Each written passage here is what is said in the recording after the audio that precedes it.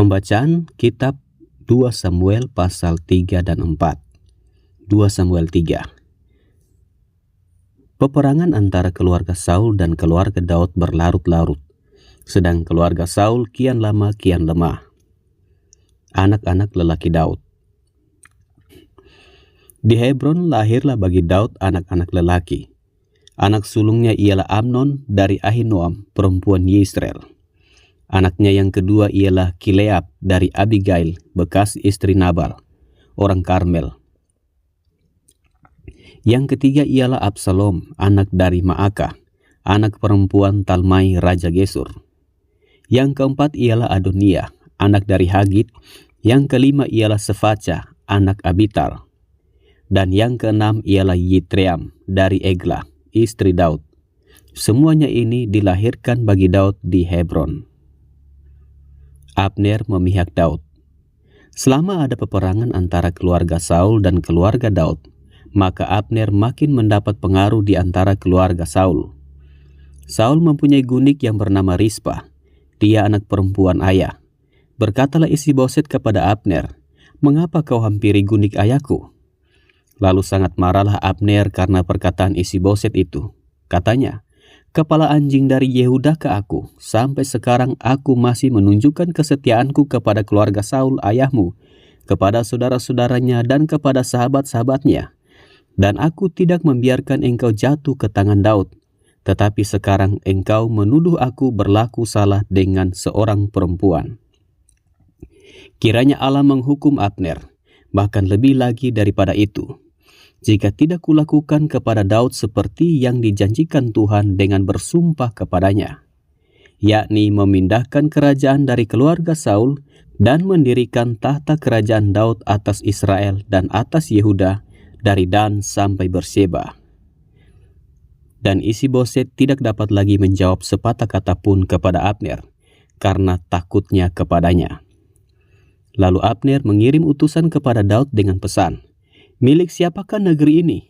Adakanlah perjanjian dengan aku, maka sesungguhnya aku akan membantu engkau untuk membawa seluruh orang Israel memihak kepadamu." Jawab Daud, "Baik, aku akan mengadakan perjanjian dengan engkau. Hanya satu hal ku minta daripadamu, yakni engkau tidak akan menghadap aku, kecuali jika engkau membawa lebih dahulu Mikal, anak perempuan Saul, apabila engkau datang menghadap aku."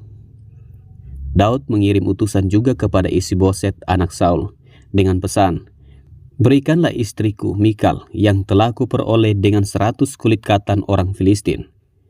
Lalu Isi-Boset menyuruh mengambil perempuan itu daripada suaminya, yakni Paltiel bin Lais. Dan suaminya berjalan bersama-sama dengan dia, sambil mengikuti dia dengan menangis sampai ke Bahurim. Lalu berkatalah Abner kepadanya, "Ayo pulanglah." Maka pulanglah ia.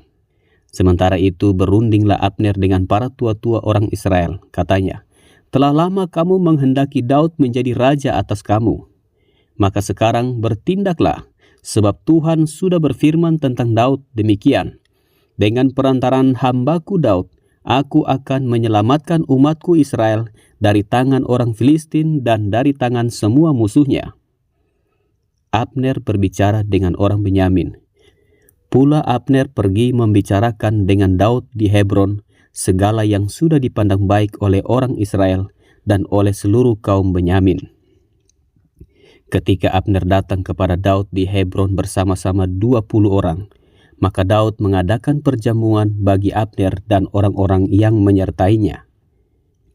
Berkatalah Abner kepada Daud, "Baiklah aku bersiap untuk pergi mengumpulkan seluruh orang Israel kepada tuanku raja, supaya mereka mengadakan perjanjian dengan tuanku, dan tuanku menjadi raja atas segala yang dikehendaki hatimu."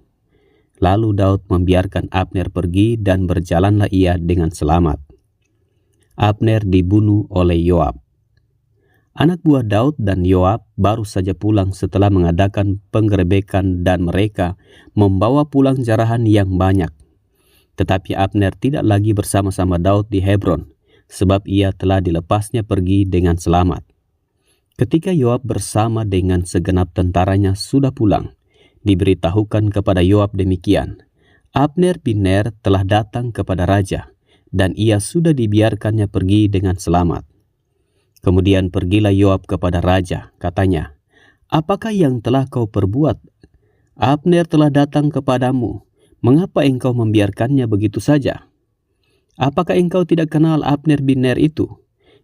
Ia datang untuk memperdaya engkau dan untuk mengetahui gerak-gerikmu dan untuk mengetahui segala yang hendak kau lakukan." Sesudah itu keluarlah Yoab meninggalkan Daud dan menyuruh orang menyusul Abner. Lalu mereka membawanya kembali dari perigi Sirah tanpa diketahui Daud. Ketika Abner kembali ke Hebron, maka Yoab membawanya sebentar ke samping di tengah-tengah pintu gerbang itu, seakan-akan hendak berbicara dengan dia dengan diam-diam. Kemudian ditikamnyalah dia di sana pada perutnya, sehingga mati, membalas darah Asael adiknya. Ketika hal itu didengar Daud kemudian, berkatalah ia, "Aku dan kerajaanku tidak bersalah di hadapan Tuhan sampai selama-lamanya terhadap darah Abner bin Ner itu. Biarlah itu ditanggung oleh Yoab sendiri dan seluruh kaum keluarganya. Biarlah dalam keturunan Yoab tidak putus-putusnya ada orang yang mengeluarkan lelehan, yang sakit kusta, yang bertongkat, yang tewas oleh pedang, atau yang kekurangan makanan." Demikianlah Yoab dan Abisai adiknya membunuh Abner, karena ia telah membunuh Asael adik mereka di Gibeon dalam pertempuran. Dan berkatalah Daud kepada Yoab dan kepada segala rakyat yang bersama-sama dengan dia, "Koyakanlah pakaianmu dan lilitkanlah pada tubuhmu kain kabung dan merataplah di depan mayat Abner." Raja Daud sendiri pun berjalan di belakang usungan mayat. Ketika orang menguburkan Abner di Hebron, maka menangislah raja dengan suara nyaring pada kubur Abner, dan seluruh rakyat pun menangis.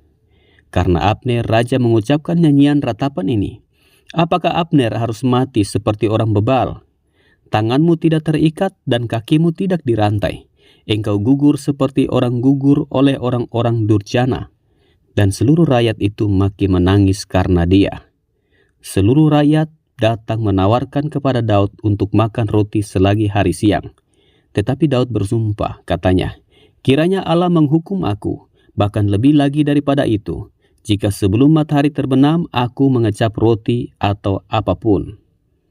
Ketika seluruh rakyat melihat hal itu, mereka menganggap hal itu baik, seperti segala sesuatu yang dilakukan raja dianggap baik oleh seluruh rakyat.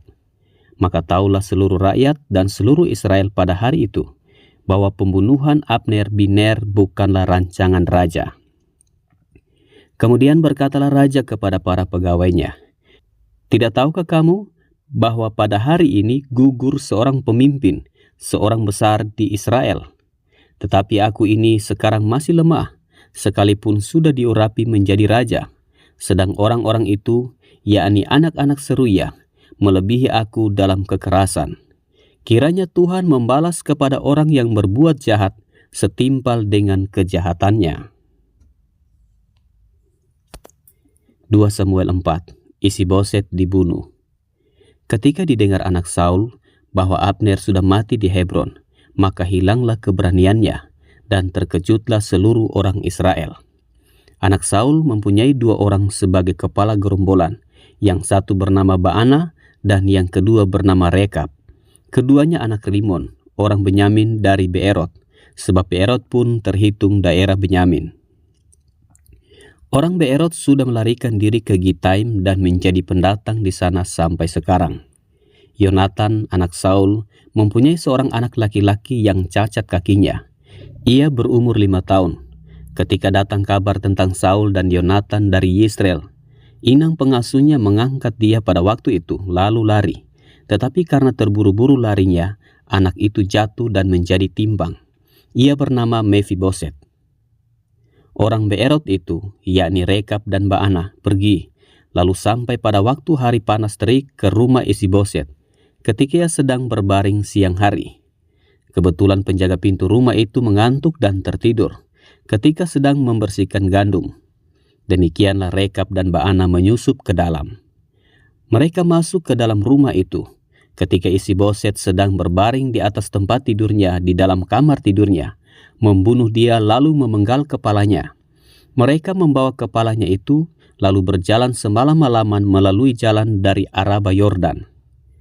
Kepala Isi-Boset itu dibawa mereka kepada Daud di Hebron, dan mereka berkata kepada raja, "Inilah kepala Isi-Boset anak Saul musuhmu itu, yang ingin mencabut nyawamu. Tuhan pada hari ini telah membiarkan tuanku raja mengadakan pembalasan atas Saul dan atas keturunannya." Tetapi Daud menjawab Rekab dan Baanah saudaranya, anak-anak Rimon, orang Beerot itu. Katanya kepada mereka, "Demi Tuhan yang hidup, yang telah membebaskan nyawaku dari segala kesesakan, ketika ada orang yang membawa kabar kepadaku demikian, Saul sudah mati, dan memandang dirinya sebagai orang yang menyampaikan kabar baik, maka aku menangkap dan membunuh dia di Siklak, dan dengan demikian aku memberikan kepadanya upah kabarnya.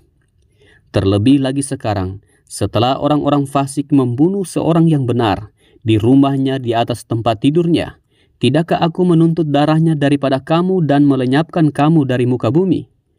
Sesudah itu, Daud memberi perintah kepada anak buahnya untuk membunuh mereka. Tangan dan kaki mereka dipotong. Kemudian mayat mereka digantung di tepi telaga di Hebron. Tetapi kepala Isi-Boset diambil dan dikuburkan di dalam kubur Abner di Hebron.